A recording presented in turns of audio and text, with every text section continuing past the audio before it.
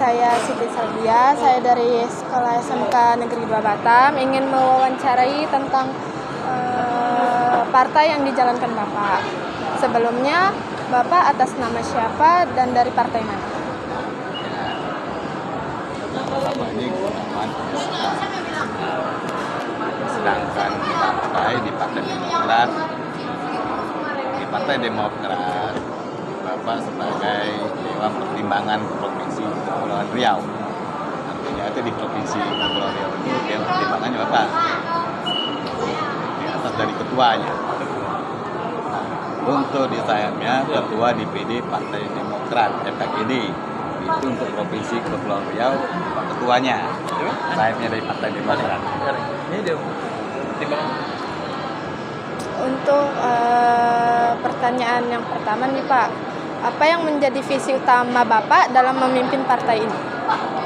Misi utama yang paling penting itu mengumpulkan masyarakat untuk menjadikan DPR kita otomatis kalau umpama di partai ini tergantung kan dari partai itu ada tingkat ya PAC, DPC, DPD, DPW. Artinya itu yang untuk DPW ada yang pakai DPW, ada yang pakai DPD, Dewan Pertimbangan Wilayah, Dewan Pertimbangan Daerah, dan di bawahnya tuh ada yang pakai DPC, ada yang pakai DPD, Dewan Pertimbangan Cabang. Nah di situ ada PAC, ini anak ranting cabang. Nah tujuan berpartai ini otomatis di dalam legislatif maupun eksekutif kita harus mencapai target tertinggi yaitu menguasai DPR. Nah, apabila DPR itu sudah mencukupi banyak, kita bisa mengusulkan calon legislatif, wali kota maupun gubernur dari partai itu sendiri tanpa berkoalisi.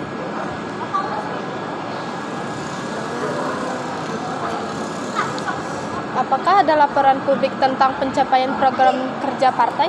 Gimana? Apakah ada laporan publik tentang pencapaian program kerja partai? Ada, itu pasti dari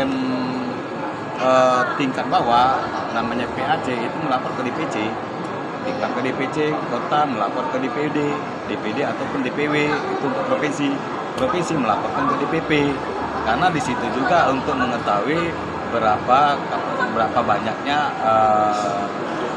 kekuatan partai itu di daerah itu masing-masing.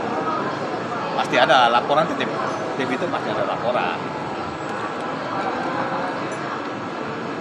Bagaimana partai mengelola dana operasional? Dana operasional itu macam-macam. Satu dari kita memang ada supportnya dari DPP. Yang kedua, dana partai itu dari Kestampol. Ketiga, itu dari sumbangan dari anggota dewan yang duduk. Saat ini umpama kalau Partai Demokrat di provinsi ada 3, di kabupaten di wali kota kabupaten daerah Batam ada 2, di daerah Bintan ada 6, Lingga ada 2, semua dikumpulkan itu dana itu setiap anggota dewan wajib untuk menyetor kepada DPD atau DPC bersangkutan. Nanti dikelola lalu di partai. Apakah laporan keuangan partai dipublikasi secara rutin? Kalau dipublikasikan hanya orang internal partai, tidak mungkin dipublikasikan ke masyarakat umum. Itu kan priorisasi lembaga. Setiap partai itu mempunyai anggaran dasar, anggaran rumah tangga yang mempunyai masing-masing partai. Sumber pendanaan apa saja yang dimiliki partai dan bagaimana akuntabilitasnya? Nah, pendanaan dana yang dapat ini yaitu dana dari anggota dewan yang untuk saat ini, terus dana-dana yang dikumpulkan oleh anggota dewan itu masuk ke rekening partai, nanti dijalankan oleh partai. Apa mekanisme seleksi kader atau calon legislatif dalam partai? Nah, kita mencari pertama kali untuk menseleksi itu otomatis tokoh yang jelas kader dulu, terutama yang pasti kader yang berkualitas, yang mempunyai kapasitas, yang mempunyai integritas yang kuat, yang mempunyai pengaruh besar. Itu yang pertama kali kita usulkan untuk mencalonkan anggota dewan. Nah, di balik itu pun kan kalau memang dapil itu kan namanya daerah masing-masing, itu tidak mungkin semua partai masuk. Bisa jadi dari luar dia tapi bergabung dengan partai kita dulu. Sudah partai kita, sudah ada partai A, baru dia bisa mencalonkan untuk bertarung di pilkada. Nah, kalau untuk mencalonkan anggota legislatif, walaupun bupati gubernur, otomatis partai yang mempunyai kandidat sendiri. Apabila tidak survei tidak mencukupi, kita bisa mengusung partai lain.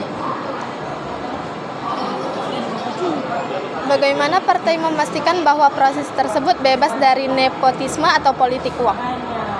Nah, yang saat ini memang terjadi itu memang politik uang itu yang paling berat. Karena memang dari tingkat pusat sampai ke tingkat daerah. Kita untuk mencegah itu ya tergantung. Sekarang gini, kita berusaha semaksimal mungkin untuk tidak main politik uang. Tapi masyarakat, padahal itu ada undang-undangnya yang mengatur apabila yang menerima dan memberi itu sama-sama dapat hukuman. Alhamdulillah memang partai kita saat ini memang berjalan sesuai dengan mekanismenya, artinya tidak pakai politik uang. Nah, dikatakan kita bukan artinya KKN bukan untuk